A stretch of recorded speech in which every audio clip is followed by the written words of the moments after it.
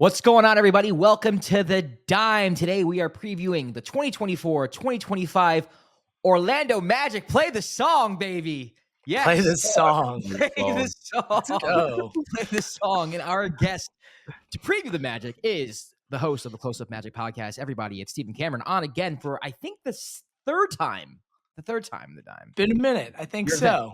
You're a vet now. Thanks for having me back. I'm psyched. This is going to be man, good. Of course. Anything Orlando Magic, you are my go-to guy. Love talking Magic with you. Let everybody know where they can find you and about your podcast.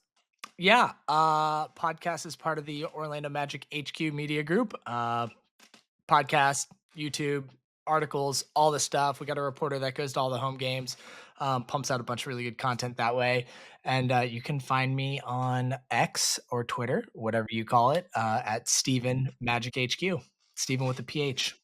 There we go. All right, let's get started, man. Before we talk about this year coming up, I want to hit on last year and the success that the team had. Surprised a lot of people. I know when you were on last year, we were talking about like, this team, they might be able to make the playoffs, or they'll get in the play-in and maybe they'll get in the playoffs there. But, they, 5 seed, I mean, to me, a very successful season, could have won their series against the Cavaliers. Yeah. Overall, what were your thoughts? Let's be real. Last season was a success on every measure for the Orlando Magic. We all went into the season with kind of the play-in as that goal, and to completely avoid the play-in and almost have home court advantage. Like they were in a race in the last 5 games for home court advantage, but they blew road games and to the Rockets and to the Hornets. Just like Hornets, it's a bad one. And had they not lost those 2 games, they would have been the 4th seed with home court advantage versus the Cavs, which is like just wild to think about. Yeah.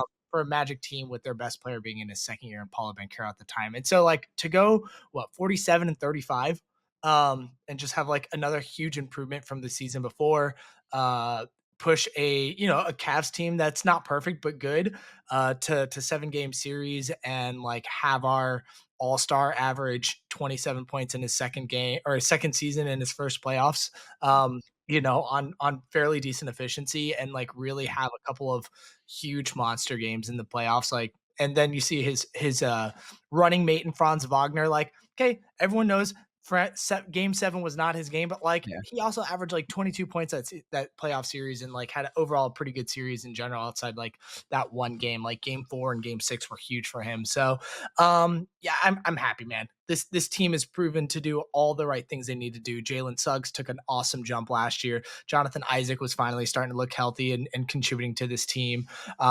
It's just starting to make the tweaks around Paolo and Franz to really elevate. So super psyched. I went to Game 6 last year, one of the most fun games I've ever been to. Nice. And it was a great time. Did you have the Magic being the Cavs in the playoffs? I think I did. I don't know if I knew it was going to be good, but realistically, I just thought their inexperience would show at some point, and they probably wouldn't get past the first round. But I didn't hate the matchup. Yeah. The thing is, in the regular season, the Cavs kind of cooked the Magic like almost every time we beat them. I think we played them 4 games last time, and I think they won 3 out of 4. If not, it was at least 2 out of 2. But I'm like, and when we lost them, it was not pretty. So I like it was. When you have like Evan Mobley and Jarrett Allen, going up against Wendell Carter and Paolo defensively, like you knew there was going to be a little bit of issues there. And it's just their first time in the playoffs as a very, very young team. And I just had a feeling they probably weren't going to get out of the first round, but it was definitely fun and exciting. They were so close. Bro. Yeah. They were winning Game 7. They were dominating Game 7. But then their inexperience came out in the second half, and Donovan Mitchell couldn't miss a shot, and you blew a 17-point lead. Oh, so I feel sick for you. I didn't mean to bring it up like that. I'm sorry. It's all good. It's honestly like I can't even be upset. Like it was right.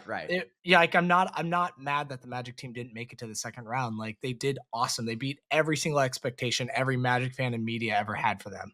Yeah. So that brings us to the offseason, where one of the first signings of the whole offseason was KCP signing with the Magic. And he addresses the need of perimeter shooting that Orlando needs. Are you happy with the signing? Do you wish they would have done a little more in the offseason? Give me like an overall offseason grade for the Magic.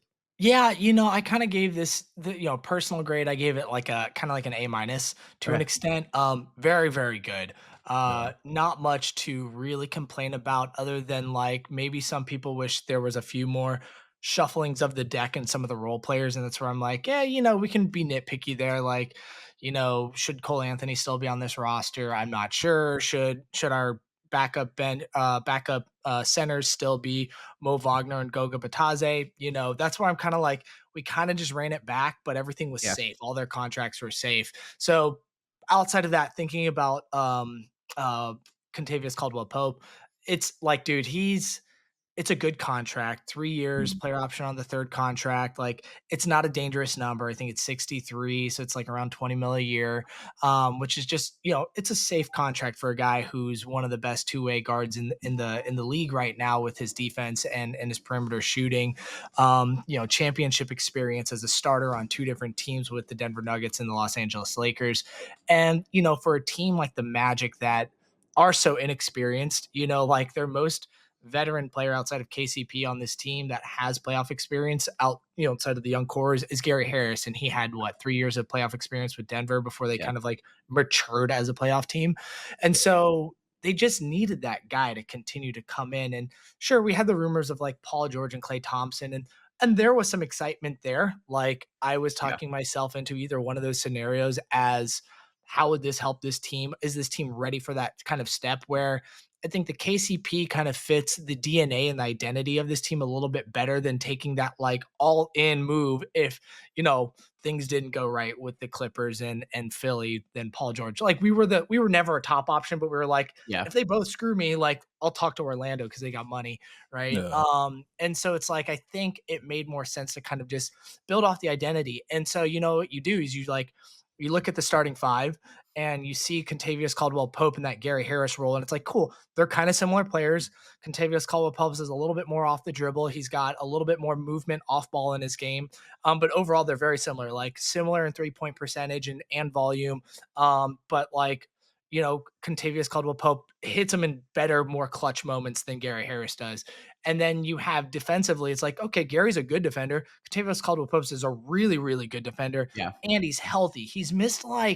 I think he's missed like 9% of his available games in the last like Dude 6 was on years. house It's arrest playing something with an ankle bracelet. yeah, dude. I mean, Like, that you can't be more available than you that. cannot be more available than being on Facts. house arrest with an ankle bracelet, still playing games. Like, he is a monster though. But like even before, after all that, like, he's just always healthy. Like, I think Yo. the least amount of games he's played, um, like 69 is like the least amount of game. Nice, right? It's the Yeah. least Yeah. amount of games that he's played in like 6 seasons. It's insane how available this is. And the Magic team are constantly injured, constantly. And so when you add him into that kind of role, it's like, dude, Jalen Suggs and Kentavious Caldwell-Pope is going to be the nastiest defensive guard Yeah. backcourt in the entire league. There's no one that's going to be a better defensive backcourt than those two, in my opinion. And then, oh shoot, if they need someone to take on a bigger guy, Franz Wagner is a pretty damn good like one-on-one defender too. So I love the Kentavious Caldwell-Pope. It's not like the sexiest thing in the No, but world it for fits. for any team, but it's like, he's really darn good. He's got championship experience to bring to this young roster, and he doesn't mess with the DNA of this team and how they're continuing to build and grow. Defensive first, improves the shooting, brings Gary Harris down a notch, bringing more shooting into the second unit. Markelle Fultz isn't with the team, so like, oh cool, you're taking a guy out of the rotation who didn't take any threes of Markelle Fultz and adding Gary Harris will take probably 4 a game and hit him at 40%. So you're just continuing to smooth out this roster, and it's really, really nice. So long answer, I'm psyched. Nice. Was there a possible another like minor move you would have wanted to like address a little bit of the issue of the shooting? Just looking at the landscape of things.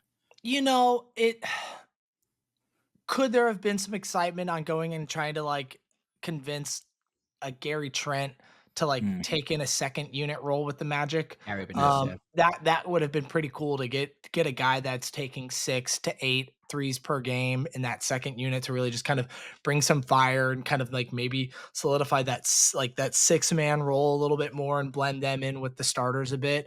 There's obviously the questions on like point guard, like, cool, you brought in KCP, but okay, that means you're really leaning into Suggs' growth as a point guard in that starting unit, which is not a bad thing if he can take that next step. You know, I like Mo Wagner, but I'm not his biggest fan. I think like Mm, offensively, if he's off, he's pretty useless defensively for that team. And so it's like, yeah, could have there been a little bit more excitement with that second unit backup center. But overall, I'm like pretty content. They didn't sign any bad contracts. Like every contract they gave out is very team friendly, where it's like a team option on the second year, short term. So it's like you can trade it for flexibility if you need be. We still have all of our own picks and assets. Like what I like about this is we didn't go out and sign a player that's just gonna have to be replaced in a couple years. Like I right. always like a lot of Magic fans wanted Tyus Jones, right? And I'm like, Yeah. cool, we're gonna get Tyus Jones, and he's gonna be a starter. And then ultimately, we're gonna realize his defense sucks, and he's gonna get moved down into the second unit over Cole, and we're gonna be in 2 seasons looking for another starting point guard. So like, Fair. let's not go do that move. Like, I don't want to just find stopgap moves. And I Yeah. think they did a really good thing. And like they can give themselves flexibility if some of a good trade comes like this deadline or even next offseason before like some of these bigger contracts kick in. So like yeah, I'm overall pretty happy. And that's why like you asked me what grade, like A minus, like somewhere around there Solid. is Yeah. cool. I don't think I can give an A plus because I don't think anyone really ever deserves an A plus. There's always something that maybe you could have looked at, but Yeah. you don't know what the calls were like, And so yeah, Yeah. I think they did really well this offseason. All right, so now we know that this team revolves around Paulo. Not just him. I mean, obviously Franz is very important as well, but Paulo's the guy right now. Yeah, Paulo's the guy. absolutely. It's his team. How was his sophomore year? Give me a grade for that as well. I mean, there were some expectations of him taking a step forward. Did he fulfill every expectation that you expected from him going to his second year? I mean, you tell me, man. Like Yeah, I he mean, made an he made an all-star. He got the he was team fantastic in to my mind. Yeah, yeah, he made an all-star in his second year. He made the team get to the second round or the first the playoffs, and almost have home court advantage. Is he a perfect player? No, he's still got to work on his efficiency. He's got to work on turning the ball over less. yeah, But like he grew as a rebounder, he grew as a playmaker, he grew as a defensive player. Like I really think him playing that role in Team USA last summer yeah, really allowed him to understand what it takes to do some of the other smaller things to contribute to winning basketball outside of just scoring. And you saw him improve in a lot of those areas. Yes, turnovers were there, but he also did improve a lot as a playmaker. His assists went up, his rebounds went up, his defensive ability to take on one-on-one and even help defense. Now, granted, I'm not saying he's like an amazing defensive player and he's going to make some all like defensive team ever. Like he might not, but he's not like a liability there anymore. He's he's good enough. engaged. And Yeah, he's good enough. yeah, and I think he checked the boxes of everything you could have asked for him this sophomore season. Now, next year, the bar is going to be raised a bit more. Like he needs to improve on his efficiency, scoring, and take better shots and make better shots. He needs to get better with his turnovers and reduce those numbers down.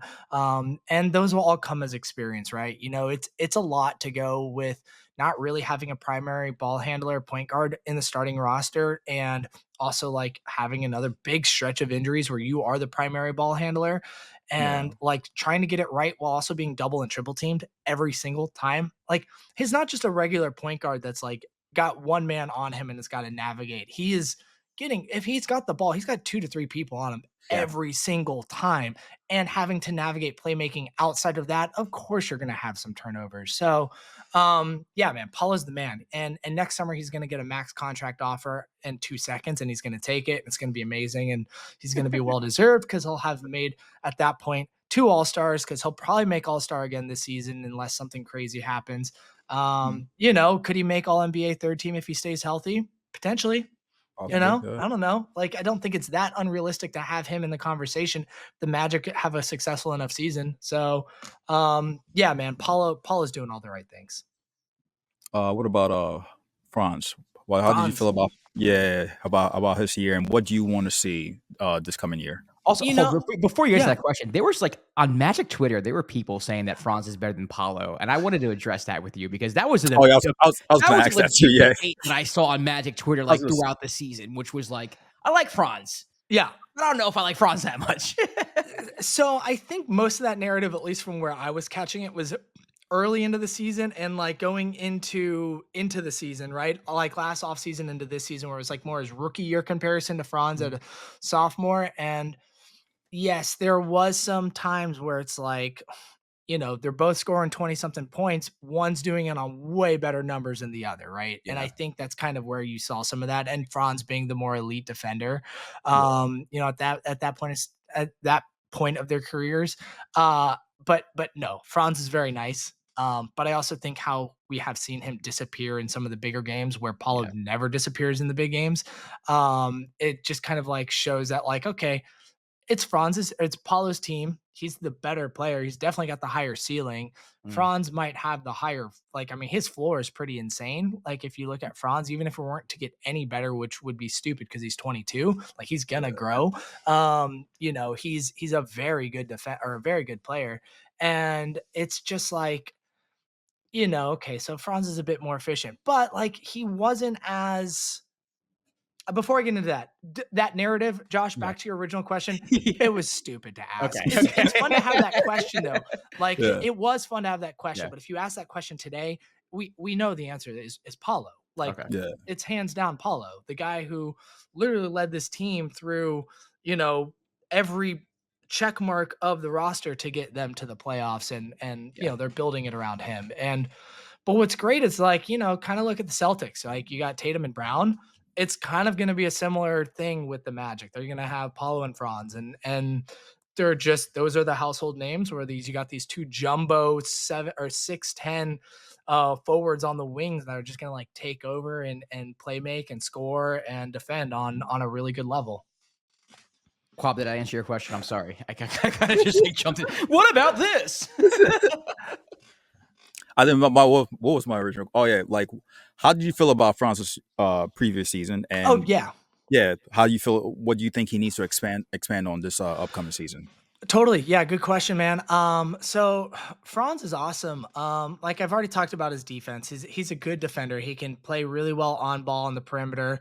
He can handle switches really, really well. He can guard, pretty much 1 through 4. And which is like pretty, like well competently, right? I wouldn't put him on like super fast like point guards, but it's not ideal. But if one gets switched onto him, he can probably handle it fairly well.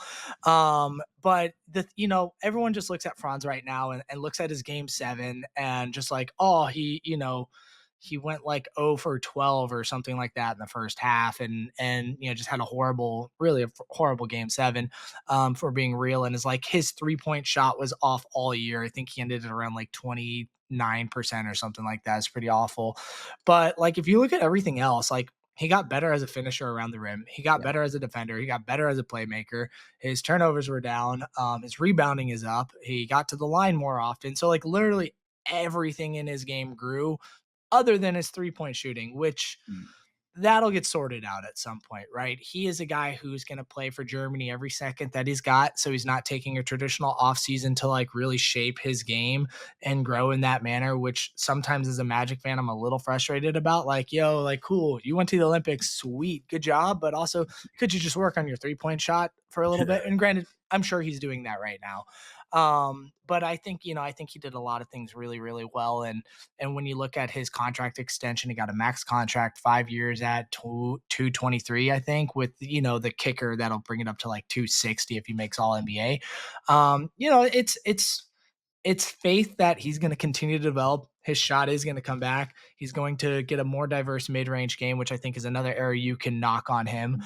And he's going to continue to just elevate to be this really awesome second tier player to Paulo and the Magic franchise. So pretty happy with him. Glad he's on the Magic roster. And I mean, he's 22. Like, Yeah, and a monster, not afraid of anyone, and Yeah. puts the work in. You see how he plays in FIBA. You see how hard he plays in it with the Magic. Like some of these little things where he's like disappeared in Game 7 and a couple other games in the regular season where you're like, where did he go? Like that stuff will get sorted out. It's not a big deal. Yeah. Now I wouldn't say he's a star, but someone who also had a really good year, Jalen Suggs. I was so high on Jalen coming out of Mhm. Gonzaga. He was one of my favorite prospects that year. Obviously, one of the better defensive point guards in the league right now. But is there something offensively you would like to see from him more? Because I was excited about him because of his playmaking ability and his Yeah. vision, his court vision. Is that something that you've been impressed with? Is do you want to see more of that? Like we know the defense is there, but what would you like to see from Jalen going forward on the offensive end? Yeah, just continue to grow and evolve as a playmaker. Yeah, If we're not gonna go out and, trade for Darius Garland type of point guard, right? Not that he's a realistic name, but just right. throwing that style of guard out there. You need to have him take that step, right? They released kind of their main primary point guard who got demoted to the second unit in Markel Fultz last year, and that's a bet on Jalen Suggs and Anthony Black growing as a primary ball handler. And what you need him to do is to evolve in that area of the game enough to where when the ball is in his hands and not in Franz or Paulo's, and they'll have it plenty of opportunities to also do the playmaking, that he's going to be able to do things well, have good court vision, good passing, which he did grow in that area a bit last year, but you need to kind of see him take it to that next level. Yeah, And he doesn't need to be Chris Paul. And even like it's really good traditional point guard. He just needs to continue to evolve that area of his game. And like obviously I think we want to make sure that this shooting is real with him, right? Another really good season of shooting, 5, 6 attempts from three at good percentage wise, or he ended at around 39% last year. If he's in that like 37 to 40, 41 window, like somewhere in that range, like you're psyched, you're happy, you're like, oh cool, this is not a fluke, it's real. yeah, I'd love to see his attempts go up by one or two more. He was taking 5 last year. Let's get it up to 6 or 7 this year. Obviously his defense is real. It's been real ever since he entered the NBA. And then that's mostly it for me right now. He doesn't have to do a whole lot more. Just continue to evolve as a playmaker and like stay consistent with shooting. And I'm happy. He's one of the best defenders in the league at the guard position. So I just like can't complain. Yeah. I think any team would love to have a Jalen Suggs on their roster with how he played last year. Very true. To your center rotation, I know you touched on it a little bit. How comfortable are you with it being like Wendell Carter, Mo, and Goga? Would you have wanted them to make like an improvement, or are you cool with that being just a set rotation moving forward? I think like a lot of us were kind of eyeballing Isaiah Hartenstein as a potential Mm. center for the Magic. Sorry, Josh. My bad. I know it's a sour subject for you, but oh, it he was, hurts. he was one of the primary centers on the market this Very free true. agency, and that's good because I mean, like the way Josh is reacting right now shows you how good of a player he is and how Yeah. much it sucked to watch him leave the Knicks. And I think that like he was a target that a lot of us also wanted, and so I it's fine. I'm okay with the center rotation. Like Wendell Carter Jr. is a very good basketball player, but I don't necessarily love him all the time for the Magic. Like he's not much of a vertical threat offensively or defensively. He's injured 20 to 25 games a year. Yeah, But he can stretch the floor. He's a good 3-point shooter. He's pretty good defensively, even though he doesn't have that vertical defensive threat. He's like, he can handle getting switched on the perimeter, be a one-on-one defender, as well as, be in the right spots in the paint. But, he can also get pushed around a little bit, which is a little annoying because he's slightly undersized. I think he's like 6'10" as well for a center. So like at some point there's going to be a need for us to improve that spot, but there's not like a rush to figure it out right this moment. Goga, they signed him because Wendell Carter is going to miss 20 something games this year, most likely. And he's going to step right in like he did last year and hold the fort down. He's what, 24, 25. He's probably at where he is as a player. He's probably not going to get a whole lot better. He doesn't have a whole lot of room to grow, but can he continue to be like a good defender and like not foul as often, like that's great. They obviously see value in him. He's one of the only people that got more than a 2-year contract that they brought back outside of Kentavious Caldwell-Pope. So they obviously value him to an extent. And like I said, Mo Wagner, he's good. He had a really nice season last year, particularly offensively. He was very efficient last year. He gets under people's skin. An annoyance to other teams, and I think like every team needs that. Yeah. But like, would I have liked a mix up there? Sure. Do I know what that mix up would have been outside of maybe going after Hartenstein? I don't know, but it's fine. And what's cool is it's not like long term. There's so much flexibility with both those backups, and even Wendell. I think he's going into his last year of contract as well. So it's like there's time to figure it out. And if they need to make a move, they got tradable assets and tradable contracts. So they're going to be okay. And now going to the backcourt, we mentioned Jalen Suggs, but is there enough room on this team for Suggs and Cole Anthony and Anthony Black? Obviously, got rid of Markelle Fultz. Yeah. But how do you see those minutes working out, particularly between Black and Cole Anthony?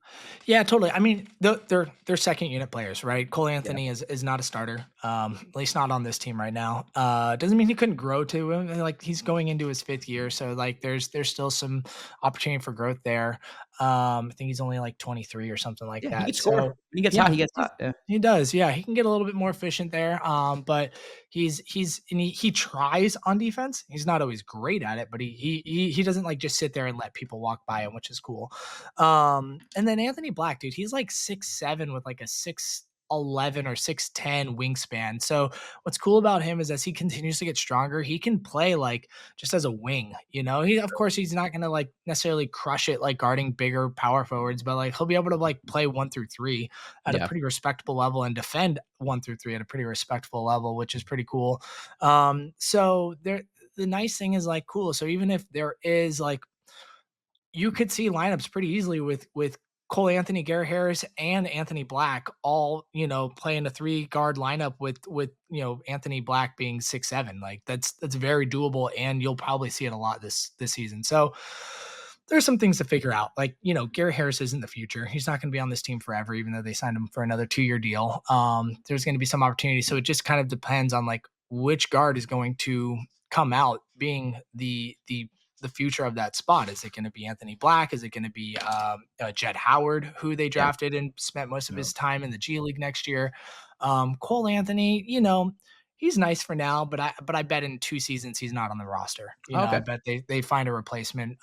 He's just one of those contracts that we have that's going to be tradable, and unless he takes like a Kobe White kind of efficiency step where he's like, he's just been too up and down. And I think at some point they're going to want someone that's just a little bit more consistent through, 82 games. How do you feel about Jonathan Isaac, who's probably the best defender in the NBA nobody talks about? Bro, I mean, I'm really glad that he had a healthy season last year. That was really, really nice to see. I forget exactly how many games he played. I think he played like 62 or something like that, which is one of the most he's played like since he was a rookie. He had a great year last year playing, coming off the bench. He averaged around, I think, like 18 minutes per game at the end of the season. 20. If we could get him up to like the 24, 25 minutes per game, that'd be really awesome. But it's just really cool to see him be healthy, finally be able to like remind people why the Magic have not let him go and have invested so much time and money into getting him onto the court.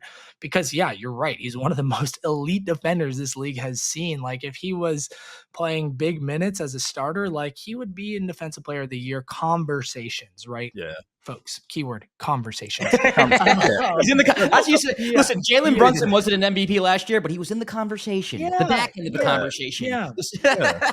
So it's really cool to see him just be healthy and on the court, and like contributing to winning basketball and be a problem for other teams to handle on the defensive end.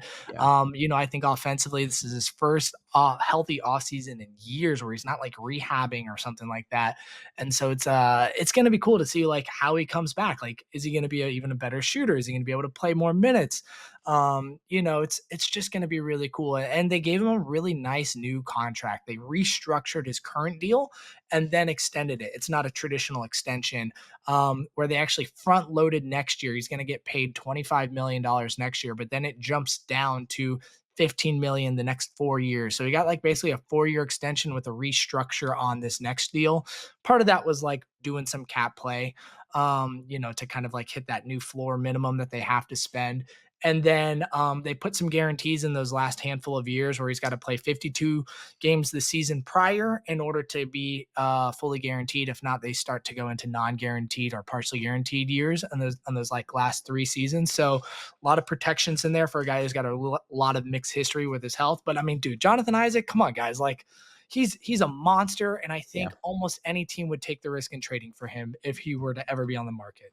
Like, if you ask me, he's the fourth most important person on this Magic roster. Wow. Paulo, Franz, Suggs, Ji. That's everyone else could probably easily be, not easily, but like those are the core of this Magic roster, and then add KCP probably next. Got you. Now, is there a trade out there that you can think of off the top of your head that you would want this team to make? Obviously, it's the start of the season. We don't know what this team looks like as of right now. But like a Brandon Ingram or a Zach LaVine or some type of prototype that you feel like could fit into this team and take them to the next level. Yeah, I heard the Knicks wanted to give us Jalen Brunson. Oh, make it happen. So I don't know where the hell you heard that. Trying to slowly take some players away from you since we lost out on Isaiah Hartenstein. I'll be interested to see like kind of what happens with the Cavs. There's apparently right now they're happy, but the Darius Garland kind of thing could be cool. Yeah. But no, like I'm not out there hunting for like Zach LaVine to join this team, though. Okay. I think he's actually become underrated at this point and undervalued. Like I do actually really like Zach. If we hadn't have gone for KCP and if we could have gotten Zach for like nothing, that would have been sweet. But like his contract's just too long and too big still. Where we'd have to dish out way too many like of our actual rotation players to grab him. But no, this is just another season where I just kind of like see how it plays out, see how these young guys continue to develop, and we'll see who. You don't know who's going to become available at the trade deadline. Like there's always like sometimes you can predict things where who's going to be unhappy and who's not. And like, obviously Zach LaVine's going to be available, right? And Brandon Ingram's going to be available. But like, no, I don't really want Brandon Ingram on the Magic roster. Like he wants a max. He's a very good player, but he's probably not a max player, or he would be staying with the Pelicans if he was that good of a player, right? And like he's gonna take minutes away from Paolo and Franz. Like, how does he fit? Are you moving Franz into the 2 the full time? I just don't love the fit there, despite him being a very good player. I've always liked Brandon Ingram. Zach LaVine. Let's see what happens in a year, but I think overall this Magic, this front office is going to just kind of like be happy, see what names are available. I don't think they're going to be afraid to swing. They kind of have a year window to add another really big contract before you have the Jalen Suggs to be determined next contract and Franz Wagner's rookie max contract. And then, Paulo is going to be coming up a year later. So they have about a year to really bring in a big contract before things get too challenging contractually with the cap. So we'll see what happens. I could see a pretty big move to improve the bench at some point, and potentially if the right guard or center opens up, I could see them being available, like going after like a new starting like center or potentially point guard. But then that means like KCP or Suggs is moving to the bench, and that's a weird conversation right now. So hopefully it's like a center, because I'm not ready to address the KCP and Suggs conversation yet. Nothing to say on yet. They're going to be a lot of fun to watch defensively for this season. I think the one random name I heard was during the Olympics. People were saying that the Magic should look into trading for Dennis Schroeder just because of how well he plays with Franz. I saw a couple of people tweet that. I mean, that'd be nice off the bench, but it's like, okay. Off the bench. But as a starting point guard, he kind of like he can address a couple of things. As a secondary playmaker, he can shoot a little bit. Yeah. I mean, that was a random name I heard. No, it's funny, man. I loved him so much when he was a Hawk and like thought he would be a good target for the Magic. And then, he spent a lot of time over in the West Coast. But I don't hate it, but like no one I'm like, there's really no names out there that I'm like, you need to go get them right now. Like I'm pretty content just to see what this team looks like until, February comes around with the trade deadline. And then we'll see, like if Cole is still having an up and down season, cool. Go get Dennis Schroeder to replace Cole Anthony, right? Like that's not a bad idea. It's really not. But I'm not rushing to make moves right now. I know we talked about Anthony Black, but is there any other young player that you see might be able to crack the rotation, like Jet Howard or the rookie you had this season? Tristan Da Silva. Yeah, Tristan Da Silva. Yeah, I mean, honestly, I mean, they're all gonna get their chance at some point because injuries are gonna come through, and it'll be really cool. Like, I think a lot of Magic fans are gonna be a little sad on how little usage I think Anthony Black will or Jet Howard will still get. But Mhm. he's a very tantalizing player for a lot of Magic fans and people that follow the team closely because like he's not afraid to let it fly. And for a team that is like not like that needs help in 3-point shooting, he is a 3-point shooter and is got one of the fastest shot releases I've ever seen. Like the ball is in and out of his hands in half a second. It's insane. And it looks so good. And he had a really, really strong summer league, which, you know, you don't always know if a player is going to be amazing in summer league, but you can kind of tell if they're not going to suck. And he seems like he's going to be not in that sucking range. It just depends on if his like, if the coaching staff believe in his defense and his, you know, the playmaking and things like that, if he's going to be a part of the rotation to any capability. I do think though that Da Silva, who is a, you know, a 23-year-old rookie, played 4 years at Colorado. I do think he's got a really good chance to actually be in the rotation, kind of taking some of that Joe Ingles role, that small forward role for the second unit. He's got such a high IQ. He's a good defender and he's a really good shooter. Like, you know, he spent you know, the last 2 years of college, he was shooting around 6 attempts from 3 per game and hitting him at 38%. And so like that's just like, and then you saw it in summer league where he'd be like on one, you know, he'd be in the paint. The next thing you know, he's cut over to the corner and he gets the ball with a perfect catch and shoot three and is not afraid to let it fly. He's just such a smart basketball player. I heard one of the scouts, like I forget the scout it was, but it was a very respected NBA scout saying he's got probably one of the highest basketball IQs in this class. And so, you know, is he going to be an all-star? No. Is he going to be a starter? I don't know, but could he be a really good rotation player for this roster? I think so. And we might see him be a regular rotation player halfway through the season, depending on how he plays and how that kind of small forward role opens up for this Magic roster going into next year. Nice. All right. So now last year you exceeded expectations. This year, what are your expectations and what is your prediction for the Orlando Magic? Oh man, this is the one I don't like answering, guys. I want to hear it. It's hard. It's hard. What seed? What's your? No, I'm kidding. How many wins? What games are they going to lose? Tell me the schedule breakdown. Home record, road record. No, I don't want all that. East Coast, West Coast. No, so I think like my goal is to like maintain what we built last year, not take a step back, right? Okay. You know, they got to 47 wins. That's kind of like, can you get to 50? If you get to 50, that's really great. Can you avoid the play-in at all costs and not even be considered a play-in team? That would be like, that's a goal. Where last year we were considered a play-in team for a good majority of the season, right? Yeah. So just like have that, like just be a solidified top 6 team. Don't even worry about the rest. Be an elite defense, be top 3 defense this year, and improve that offense. Get to like leave average on their shooting, and just continue to evolve as a team, and like be a solidified playoff team, and you know, fight for that 4 or 5 seed again. I think it's going to be really hard to be a top 3, top 4 because of, you know, the Celtics, the Knicks, the 76ers, the Bucks are going to be better. You know, you got teams like the Pacers that have made improvements too. I'm sure I'm missing another team out there that the Cavaliers, like they're another really good team. So there's going to be a lot of fight in the East for that kind of middle packing again. I'd love to see them just kind of be at the top of that middle packing in that, you know, 4 or 5, and then, you know, push another hard first round series and potentially make a second round series. All right. I have to just be realistic with that answer though, because like they're still being led by a guy going into his 3rd year who's 22, right? I Or think going to be 22, you know? So it's like, I don't like Magic fans might hear this or other people like, you're not saying they're going to be a second round team. Like, I would love to say they're a second round team, but the East got really fucking good again. Yeah, like, if you're going to be realistic, to say they're going to be a second round team, just you have to either beat Boston, New York, Philly, or Milwaukee.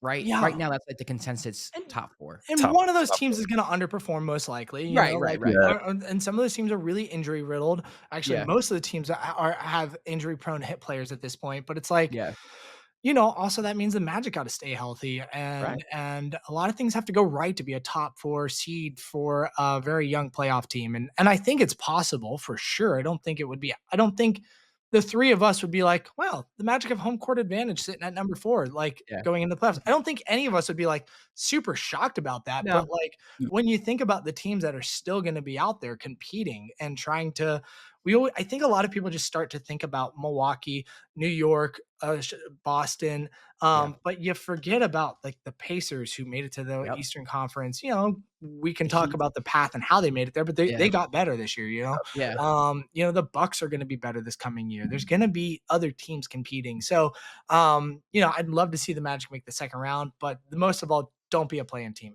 at all. Be a playoff team and have another good playoff performance. Yeah. All right. Well, Stephen Cameron, thank you for coming on the show, coming on the Yes, dime sir. to talk Orlando Thanks, Magic. fellas. You can you watch, is your podcast on YouTube? YouTube, baby. All right. On Orlando YouTube. Magic HQ. Check it out. It's got all the shows. Go ahead. Let everybody know where they can find you and all that good stuff. Orlando Magic HQ is the spot. That's where all of our content goes. YouTube, Twitter, Instagram, you'll find everything there from podcast, written articles, YouTube content. And then if you want to get at me specifically and tell me how good or bad my takes are, or how lovely you like my 93 Eastern Conference champion hat, just like something like that, like compliment my beard, maybe that's going to be shaved off into a mustache later. You can holler at me at Stephen Magic HQ, Stephen with a PH, Magic HQ on X. Or Twitter. And fellas, I really appreciate you having me on. I always love it. I'm a little sad we didn't have a fun segment like we normally do, the hit or miss or something like that. So you're gonna have. I'm pre-inviting myself to come back on in the next. When you come back, it's gonna happen next time. I love that you expected it. I love that you expected it. I did, because we do it every year, and we didn't do it this year. So we got to schedule this for like the next 3 months before the end of the year. I want to be on and have a fun segment. All right, when the Magic are on draft or thumbs up, thumbs down. We got to do something. All right. When they're on like a 7-game winning streak, we're going to bring you on and we're going to have fun with this. Dude, let's go. Let's go.